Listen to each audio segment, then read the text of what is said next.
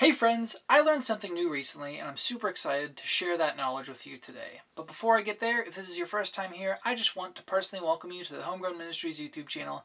I'm DJ, and on this channel I strive to provide you with biblical wisdom and encouragement to strengthen your walk of faith, and I'm so glad you're here today.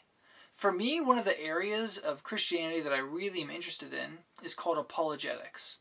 And apologetics, if you've never heard of the word before, is just a fancy word that means defense of the faith. So in theory, what it's doing is it's looking at all the factual evidence that supports Christianity to answer the questions of skeptics.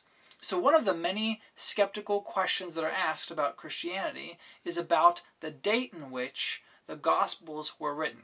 And the reason why that's important is if they were written, let's say yesterday, you could easily argue that they're full of mythology because nobody would be able to fact check it.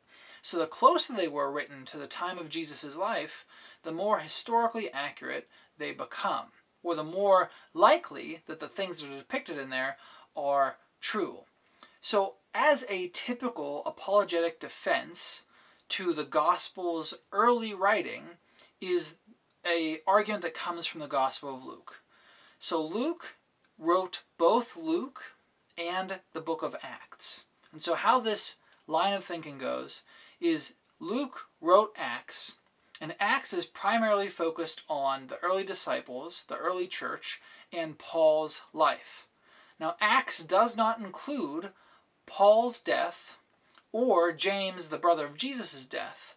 And we know Paul died before 68 AD, and we know James died in 62 AD. So the theory goes, based on that premise, Acts was written, or had to have been written, prior to Paul and James's death. So at a very conservative date, you're talking before 62 AD, which means Luke was written in the late 50s, because it was written before Acts. And Mark, we know, is the first gospel, so it had to be written before Luke, so that puts it in the early 50s, conservatively speaking, or late 40s, which is still roughly 20 to 30 years after Jesus lived. Now that is a really good line of thinking. It's a really good argument. However, skeptics still push back on that and say things like, it is possible that Luke went out of his way to intentionally leave out Paul and James's death to make it seem like it was written earlier. They also say things like Luke may not have known that Paul was dead at the time that he wrote Acts because of how slow information traveled at that time, which both fair arguments.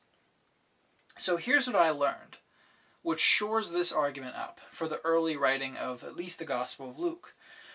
Currently reading a book called I Don't Have Enough Faith to Be an Atheist. It was written by Norman Geisler and Frank Turek, and it's a very condensed and concise defense of the faith that covers lots of areas.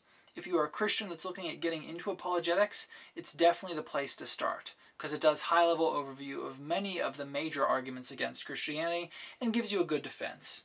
Well, in this book, the one thing it points out is that 1 Timothy 5:18, which was written by Paul himself, quotes Luke chapter 10, verse 7. So what that verse in 1 Timothy says is the following.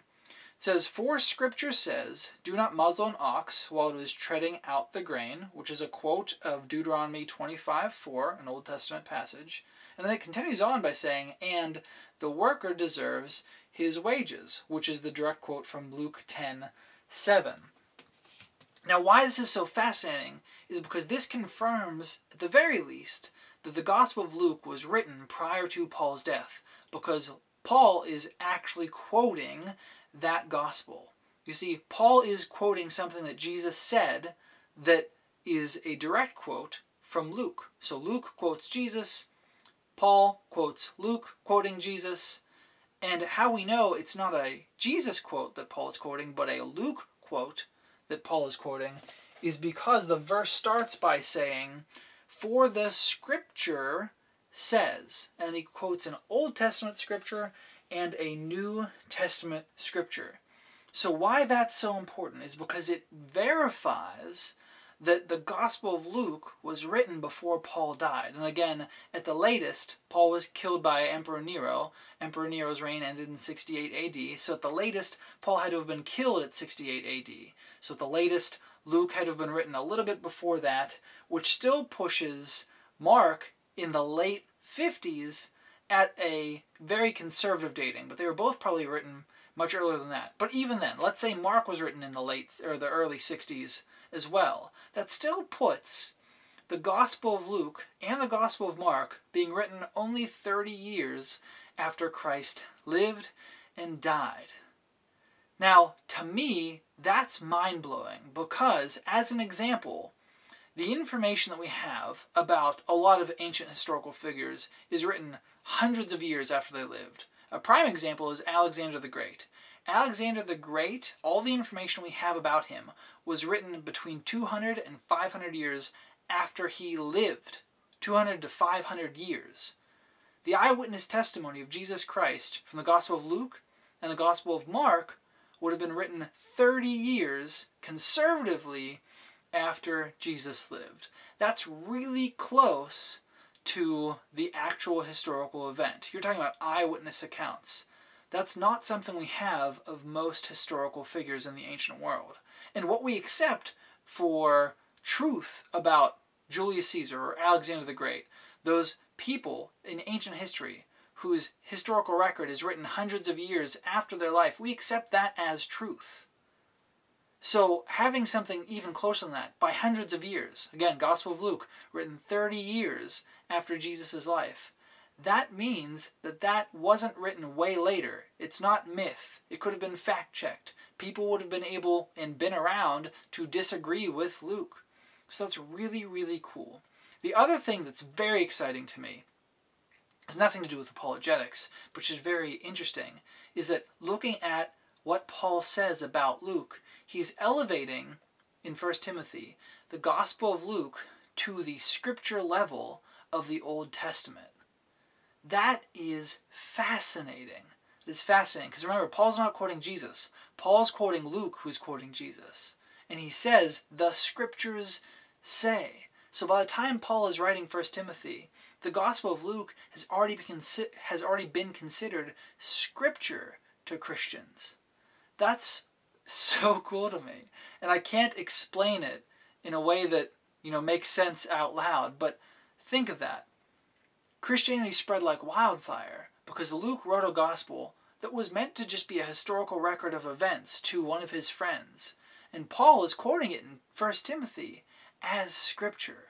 How powerful, and how God uses all people and all things and all situations to get his message to the world. To me, that's just so cool, and I can't express it enough. So guys, I hope you found value in this message today. I hope, like me, you learned something new. Let me know what's your favorite insight to the gospel or to the Bible itself. What's your favorite fact, whether it's well-known or not so well-known. Love to hear from you in the comments below. And Christian friends, as always, please continue to be the salt of the earth, be the light to the world, go encourage somebody else today because the world desperately, desperately needs it. And I'll see you in the next video. Bye!